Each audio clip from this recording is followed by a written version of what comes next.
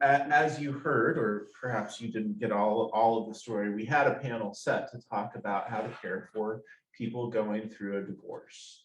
And this is a hard topic for people, and a particularly sensitive topic, I think, for those people who have gone through divorce. So it's not necessarily something people want to sit down and talk about all of the time, and there are still raw emotions and things like that. But once we found out that our panel fell apart, I immediately called Janice and said, Janice, do you think you and I can pull this off somehow as two people who have been through this? And she said, sure, because that's how Janice is. Thank you. I'm going to try to take us through this as though we were doing a panel, because normally I would ask a question and let the panelists respond. So I'm going to ask the question, let Janice respond, and then I'll respond with my own feelings on it. So this should be self-explanatory for this first one, but Janice, we're going to go for it anyway. We're going to tell you why we are a part and how we became a part of this particular panel discussion. Okay, well, I was married to my first husband in 1982, I think, or 84, I'm not sure. And I divorced him twice, which means I married him twice. The first time we had no children, and the second time we had a son. Jeff was an addict, which I did not know the first time I married him. And I was codependent. So it was a perfect fit. I'm just kidding. He was, the thing about an addict is they're people, and he was very lovable, and he's very smart. He was very smart. But anyway, I did know he was an addict the second time I married him. We moved to Phoenix, Arizona from Crawford County, and he stayed clean and sober for 2 years before we remarried. We just were together. He told me that he had no one else that he could relate to or live with, and I loved him. And so he was clean and sober for 2 years after we got back together, and then we got remarried, and he was clean and sober for 6 years after that, 6 or 7 years. And then I stayed with him for about 2 years after he began taking drugs again, trying to help him. So anyway, I first met him whenever I was in Robinson, and I had returned there from Decatur, Illinois, where I had been teaching for my first year out of college at Mount Zion, and I didn't really like grading a lot of those essays, and I thought I really like writing, so I went back to Robinson and got a job at the Daily News, and I was a reporter there with my journalism minor, and that's where I met Jeff. And yeah, so that's how come I'm here. My answer is probably going to be shorter than Janice's. All of my answers are probably going to be shorter. But I was married. I got married in 2007, and I was married until we separated in 2011, and our divorce was finalized in 2012. And we adopted 3 children, 2 of which are still our children, one of which the adoption got disrupted. So we are your panel. So Janice, what do you think each spouse needs in terms of support during and after a divorce? Well, I think it's different if you have children or if you don't have children, for one thing. So I divided it up into two needs. And the first is without children, because I went through my first divorce without children. I had quit my job, and he wanted to, he had lost his job in Robinson working for Malin Fuller as a truck driver, and he wanted to buy a truck. And so I said, you can't.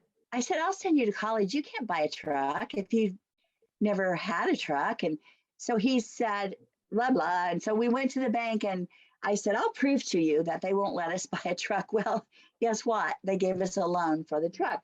So we sold everything we had and I went on the road with him because I wanted to be with him. And he taught me how to drive a truck, a semi. And so we drove truck all over the United States together. And so at the time that I left, I got out of the truck because he was taking drugs and he said he had to take them to keep going because he had to work harder than me. and he did work harder than me. But anyway, I said, I'm not going to live like this. And I gave him several ultimatums. But one of the points that our training manual makes too is I had gone off and left my family. And for 2 years, I had been in the truck with him.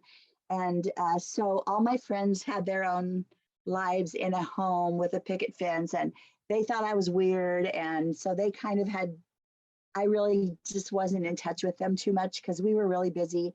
So the whole thing about your life totally changing, you have put everything, everything into this life with this person that you've married and you want it to work. And so then when you can't make it work so I got out of the truck and then I had no job.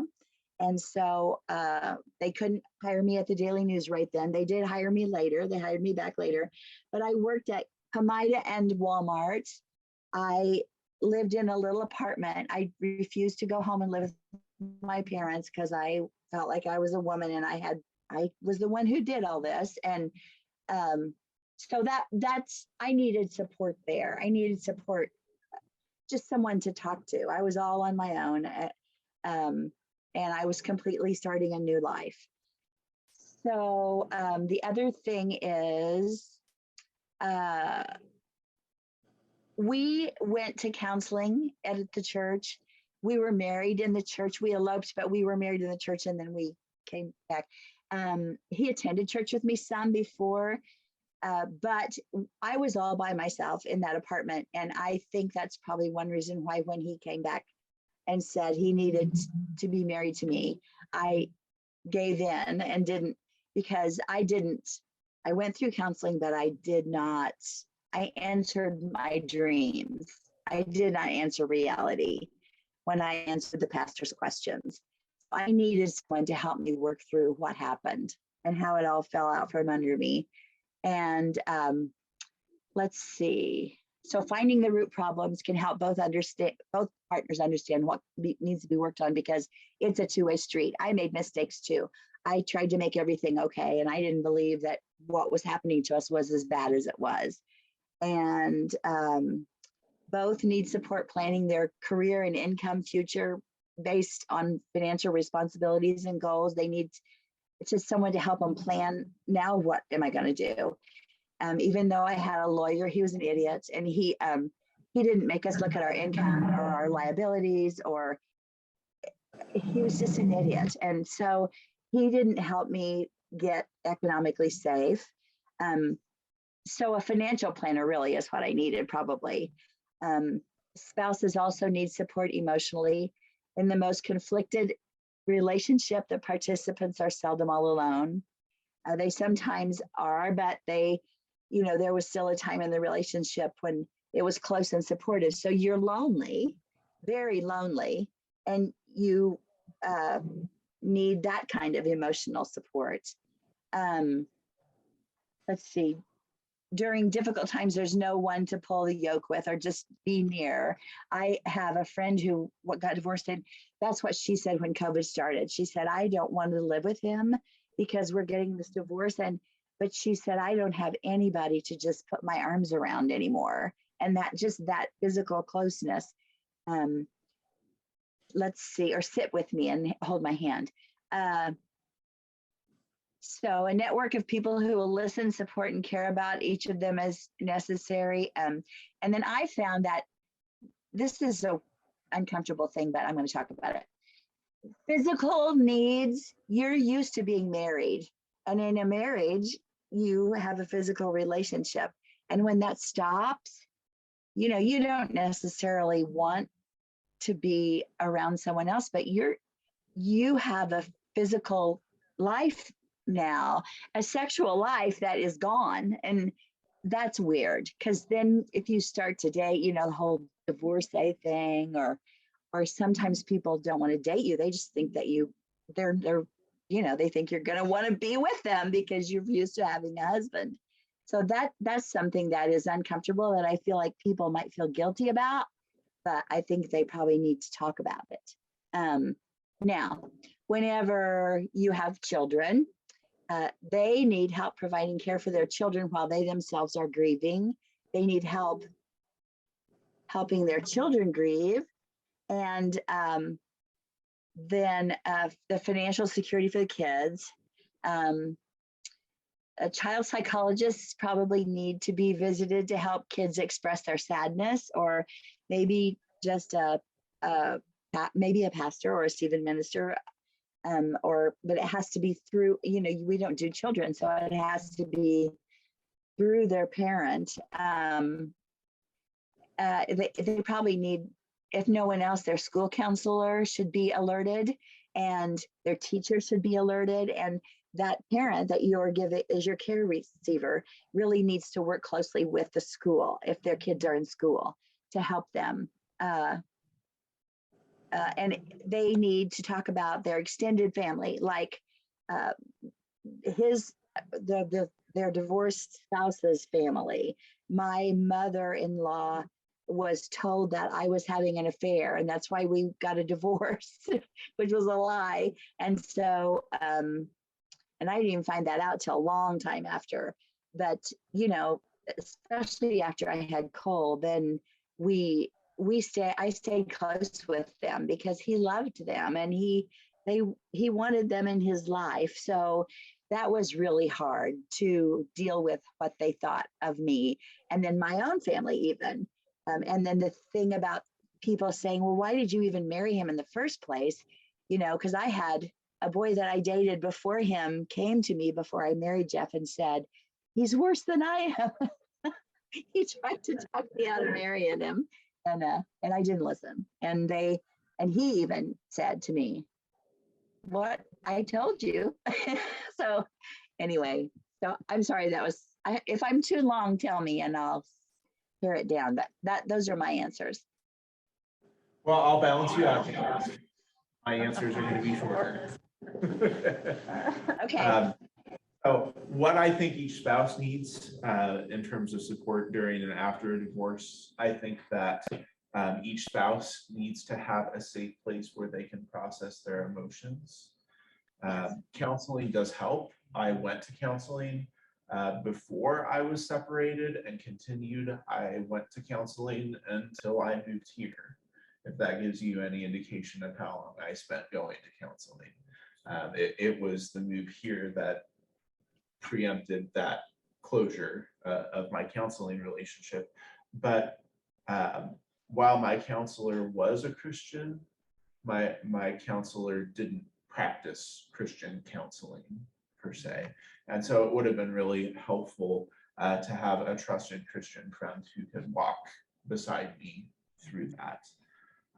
I think if there are children that are involved, that spouses would maybe need to talk through what would be in the best interest of the children with someone, because our emotions are really high in going through a divorce, and there are always hurt feelings that are happening because we've hurt one another in those relationships, and what we don't want to do is to be making decisions about our children in order to get back at our ex-spouse. So having somebody that I could, have talked with about what is really best for my kids, and to have a sounding board for that would have been something that was helpful. And I also think that they need people around them that withhold judgment because there are lots of reasons why people get divorced. And they need to have a non-judgmental presence who will provide them with acceptance because they're going through a grieving process.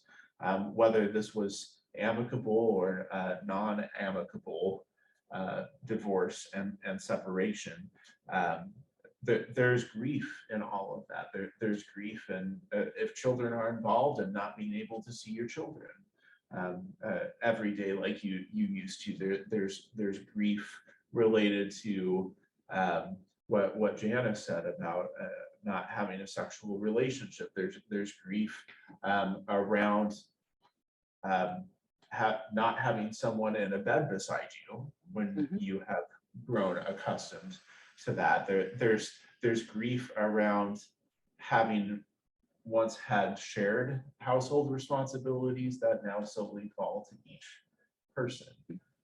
The loss of companionship, the loss of hopes and dreams that you had together that will no longer happen. And so having somebody who you can just simply listen and do that in a non-judgmental way and help you think through and process through that grief would be really helpful and beneficial. So that's my short answer to balance out Janice. So we're back to Janice again. Janice, as you think about Stephen ministry, do you think having a Stephen minister during times when you struggled in your marriage, or during your separation, or during your divorce, or after your divorce would have helped you? And if so, what ways do you think that would have been helpful? And if not, why do you think it would not be helpful? And yeah, the answer is yes. And I too was in Arizona. I went to, we had an associate pastor who I was really close to because I taught Sunday school out there, and she was really the youth pastor, but she was very good, and she counseled me, and we tried to get Jeff to go, and she gave me videotapes even back then, the beta, and to take home and for him to watch with me. She was really good, and she was a great help. But I will tell you this, I feel like a Stephen minister would be even better because it's that reflective listening that you have an hour a week with them. And for her, I think I knew how busy she was, and that was hard for me. I knew how much care she was giving to other people too. So I think having a Stephen minister would have helped me. And what would have helped me, I think, would have been build a set of qualifications for myself as a spouse and for my spouse as a spouse, which I should have done before I got married. But I think that I didn't know what I deserved or had the right to expect in a marriage, based on my own expectations of marriage, gathered mainly from my parents' marriage, which was very good. I was really uneducated about that relationship, and my parents never talked to me about anything, nothing. So having a Stephen minister to sort out what happened, what went wrong, what I should have been thinking or what I should have expected maybe. Let's see. I think there may be people who are reluctant to admit that marriage is a two-way street. And I think that I needed to learn that. But anyway, I think that we sometimes make mistakes based on not understanding or setting boundaries and not being able to communicate effectively. And I think that a Stephen minister could help their care receiver work through some of those things and understand where they are instead of just being either dumped or having to get out of a relationship that it just turned into one that you couldn't stay in anymore. It was so negative, so bad. When I divorced with a child, uh, I was more aware of that stigma of being a divorcee, and being a single mom. First I stayed in Arizona and I worked there for a while. And then my sister got worried about my safety because of some of the things he was doing. And so she talked me into coming back to Illinois. And so being a single mom, I got him involved in a lot of things because I wanted him to make friends. And I knew he had left all of his friends back in Arizona and he was heartbroken. And he didn't understand. And I wasn't going to go through the sordid details of why we had to leave daddy. And I took him to church, which we were in a church out there, as I said. I tried to get him to go 4-H. I put him in all kinds of sports and I put him in Boy Scouts. And I'll tell you that the Boy Scout council members in this town made it known to me through people in my family that they did not really want scouts with single parents, because there wasn't enough family support as far as volunteer help with scout. Now, I don't know if that person is still involved in scouts in our church, but he said that to one of my family members to kind of let me know through the back door. And so we weren't scouts then. But we did a lot of sports and we had a lot of good coaches. And I think that those single parents need to know that they're okay and that if they need someone to go to the ball game with them, or if they need, if they're having trouble with the coaches or with the leaders of activities, or I remember I told one coach that I didn't know anything about basketball. I said, I'm sorry, I really don't know how to help you at home. Can you tell me what? So that approaching their leaders in whatever their kids are doing and talking to them and saying, I'm by myself, but I'll do whatever I can to help you, and giving them an idea. And he said to me, well, thank God you don't know anything, because all the other parents think they know everything and they tell their kids, right? They tell their kids not to listen to me. So that made me feel good. He was, he was grateful that I did. So, and also talking to them, asking them about their family and how their family is reacting to the fact that they're a divorcee now, because a lot of times they need to process that, and they need to, some families are brutal. And my dad with my sister, when she got divorced, he came right out and said to her, what are you doing that's not making you a good wife?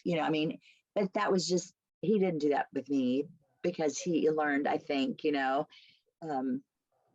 think he was trying to be helpful, but it really wasn't helpful for him to say that to her, obviously. Let's see. The other thing is, if you have children, to be aware of a child development as much as you can. I know you're all educated. Many of you are educators. That makes a big difference because you are aware of child development more so, but it's good for you to do that with your care receiver, because I left Arizona when Cole was about 9 years old. And that is right when little boys focus on their fathers and want to spend time with them and emulate them. And they're just addicted to they're just sucking onto their fathers at that time. And he was so heartbroken. And that's when I left and moved back to Illinois. So that's another thing that I think you could help him with. So anyway, that's my answer for that one. All right. Again, my answer is going to be, so the answer is absolutely. A Stephen minister would have been extremely helpful. And I feel like the time that would have been most helpful for me was actually during the divorce proceedings.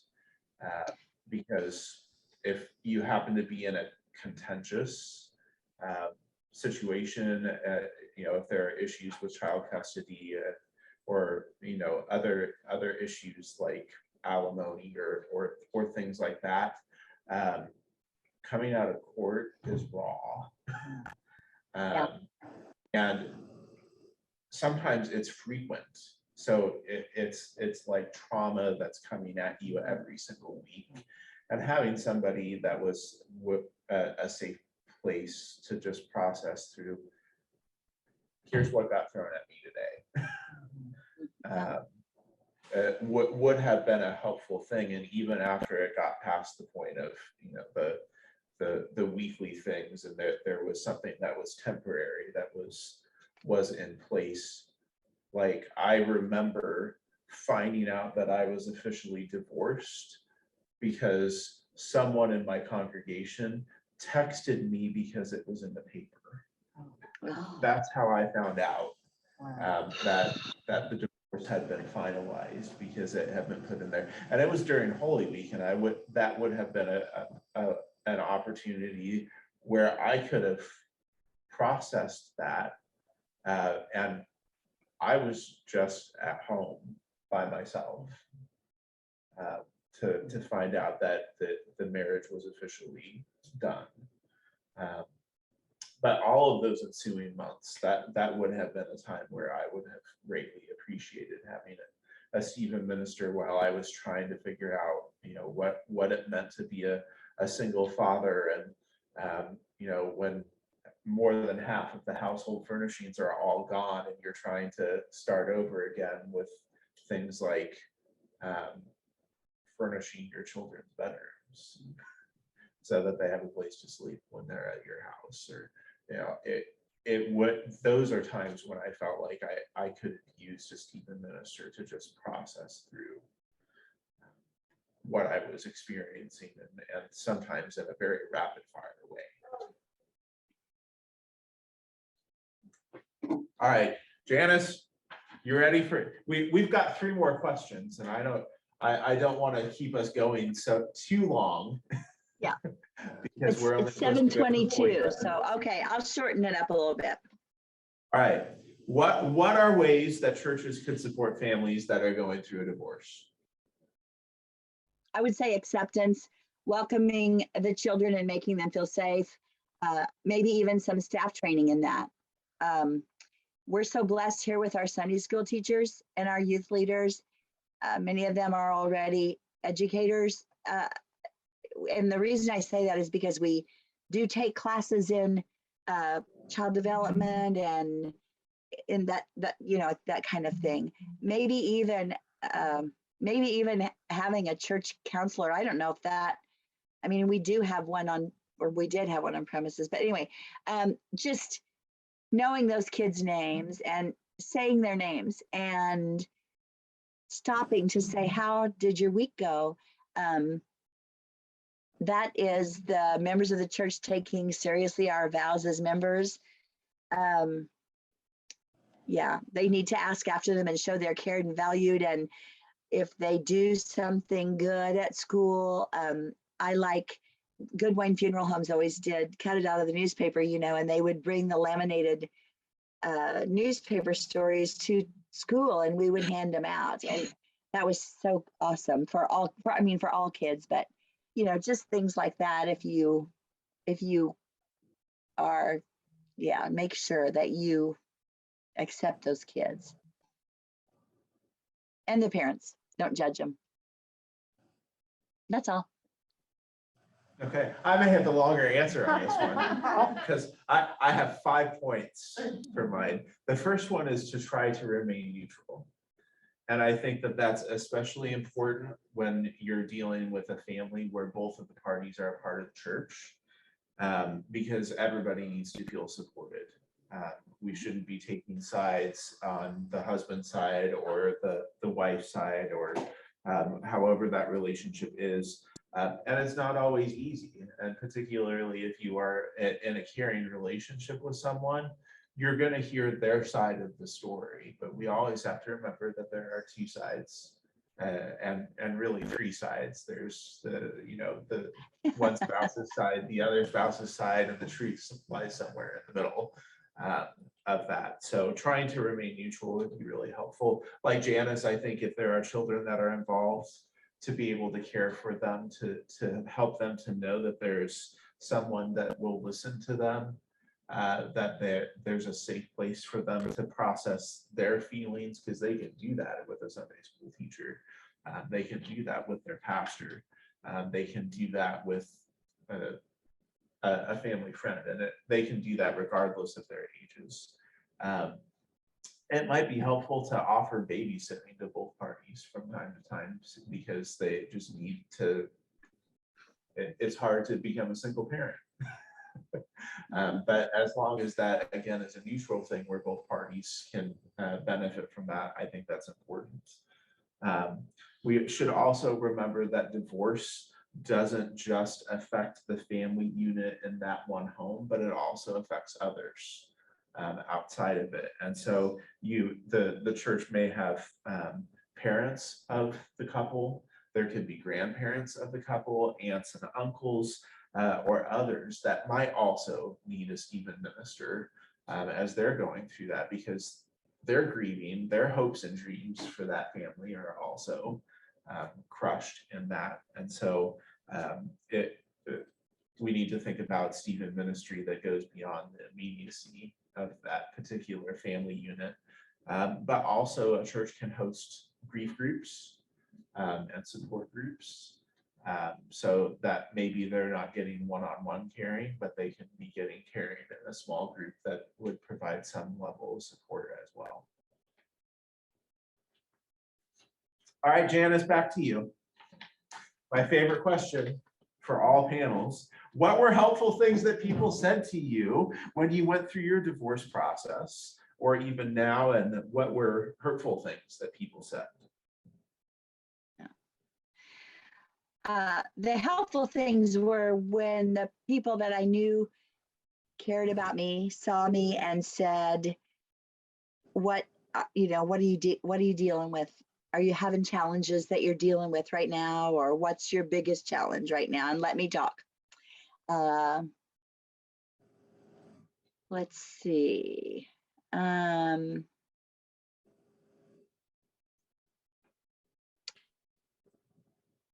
Let's see. Sorry. As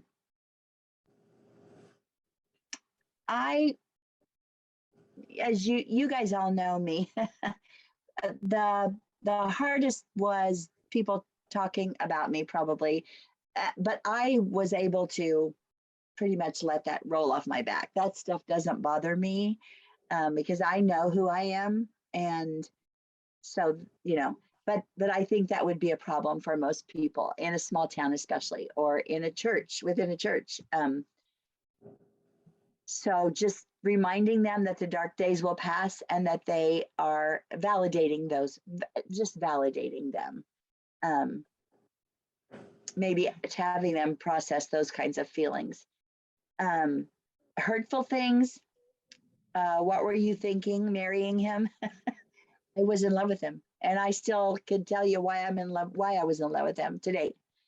So there's a point where those people were in love, and they did plan their entire life together, and all your dreams were in that box, and so that was always kind of hurtful. Why can't you be a good enough wife to him? I mean, why aren't you? That was how his family felt. Why can't, what's the matter with you? Why can't you stay with him? And they also told me that I should have been telling them about what was going on, because after he told them that I was having affairs after our first divorce, then when we got back together, he told me that, and I said, we got to go to your family's house, and you've got to tell them the truth. And he did, and I'm not sure they believed him, but that that was hard. But his family, which they loved him, and they could see him going through pain, and I didn't report to them, and that really made them angry. I don't know what the right thing to do is about that, but let's see. you know, I was really discouraged. And when people talked about the wedding vows, because I already put myself through that, you know, for better, for worse. And he said that to me a lot.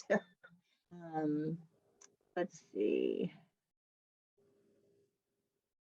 Single parents need to know there are people who uh, maybe are looking at them as a single person, but they need to know that they can do it by themselves, and they can, and you can help them by listening. I think encouraging them in that way, and not saying, oh, well, she's a single mom or he's a single dad, or, you know, that's all that I can think of.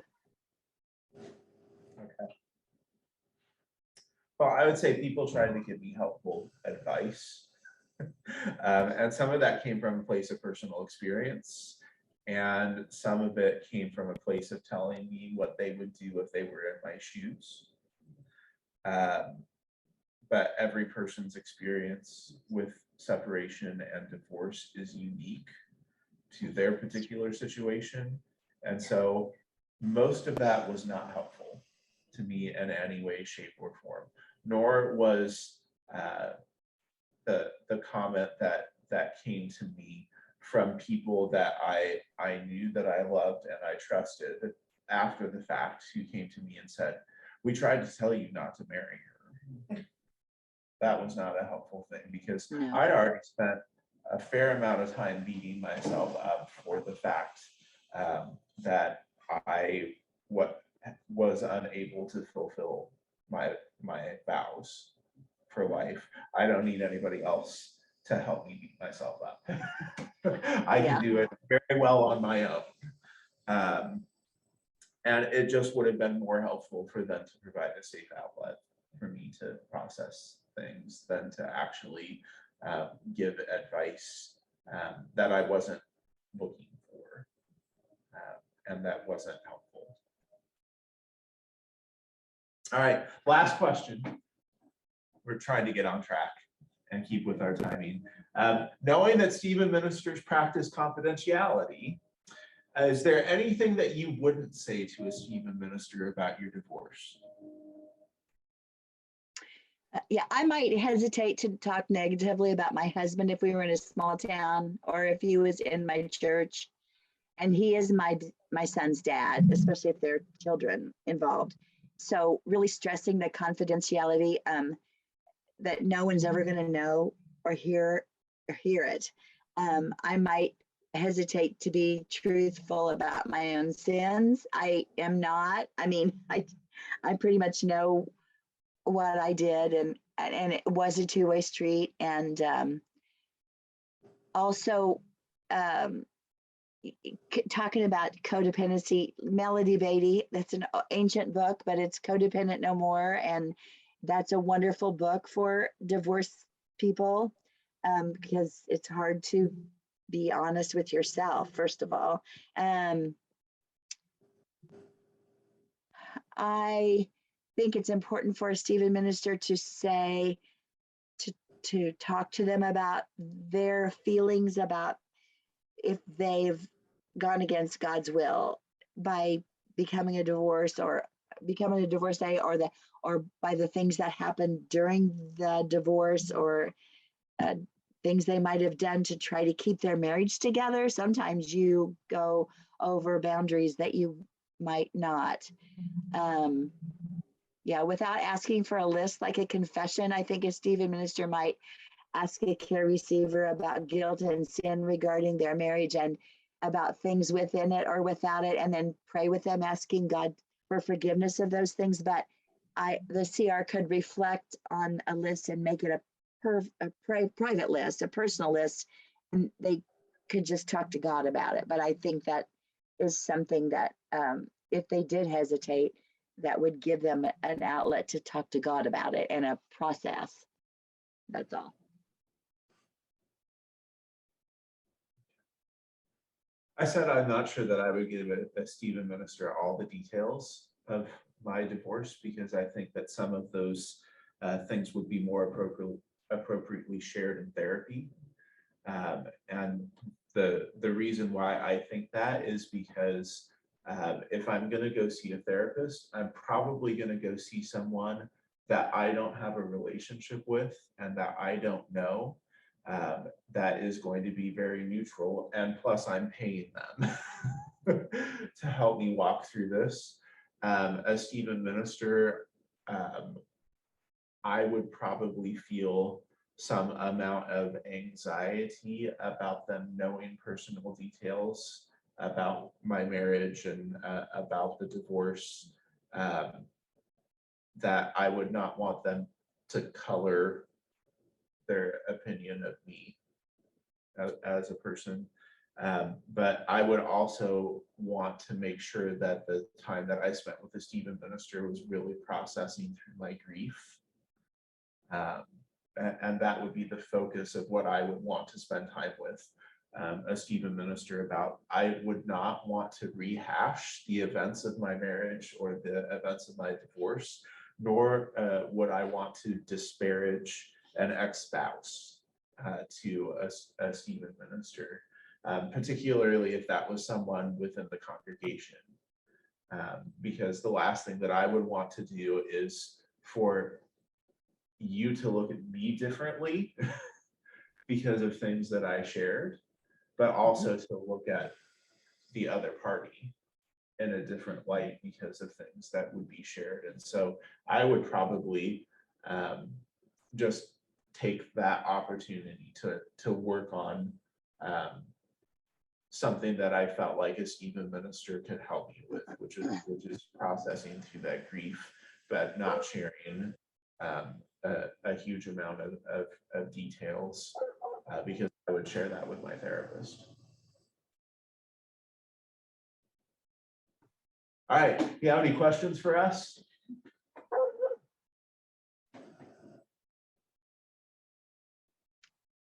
Comments?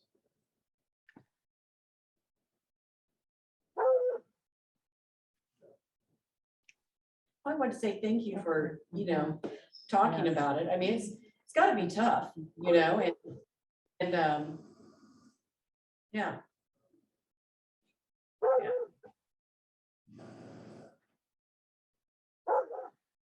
Well, it's our privilege. And now we don't have to be in the hot seat for a long time, right, Janice? That's That's right. right. That's right. Yeah. Well, you're welcome. And yeah, I'm blessed now because I'm old and I have a wonderful Christian husband. And my mother always said, marry a Christian, Janice. And I was like, what do you know? Boy, she was right. I wasn't like that. I mean, I grew up in the church, but you know what I mean. I fell in love with Jeff and I thought, yeah, I can do this, but no. So What do you think we thank can you do? for listening. Sorry, I'm wondering what we can do, because I guess my gut says people going through divorce might struggle taking a Stephen Minister as opposed to if they have gone through some other type of life event because of the confidentiality. What do you think we could do to encourage and support people, encourage them to take a Stephen Minister? Because I think, listening to you, I think a lot of people could benefit that if they're going through a divorce, just to have somebody checking in. We were talking about that, I think, the last session. It would just be nice in some of our life events to have somebody checking in with us, and not being a therapist, but just checking in and listening for, what's going on at the moment. So what advice, I guess, do you two have, what our Stephen Ministry can do to encourage people possibly to take a Stephen Minister who are going through divorce? Or do you have any suggestions? The first thing that comes to mind for me is if Stephen Ministry gets offered to someone who is going through that situation, to make sure to emphasize to them that it is confidential, that your Stephen Minister is going to remain neutral, perhaps to set some parameters or some boundaries around things that you could talk about, or things that you would not want to talk about. So if you wanted to say, we know you're processing a whole bunch of different emotions and you're experiencing some grief and some pain around this, those are things that we could probably help you with. We can't help you to figure out a parenting plan. We can't help you to work through the complicated feelings you have about your ex-spouse. We can help you figure out what's going on inside of you. But I think some things like that Right, would 'cause be a helpful thing, because then they would know what they're getting into. Yeah. But to know as well that you're gonna aim to be neutral in this. That we think about that picture of the pit and getting down into the pit. This is one of those places where it will be very easy to get down in the pit with them when they start to tell you their story. And so that's an imperative that you kind of have empathy for them, but that you don't go down that rabbit hole completely with them. Janice, what do you think? I jumped Yeah, I in think- first. No, you're good. I paused. I do think that making it clear that you're not a marriage counselor and that you're not a lawyer and that you're not, a judge. You're, that when, they're going through a grief process and that they need someone to just reflect back their feelings and help them work through their feelings. And I think that our calling ministry that we did during COVID was really awesome. I called a girl who was going through a divorce, and she would never take a Stephen minister, and I kept asking her, but we would talk for an hour when I would call her weekly, and it helped her just to talk. And I wasn't somebody, but maybe knowing, I think she was afraid it would just make more complications for her, but she used me as a Stephen minister, and I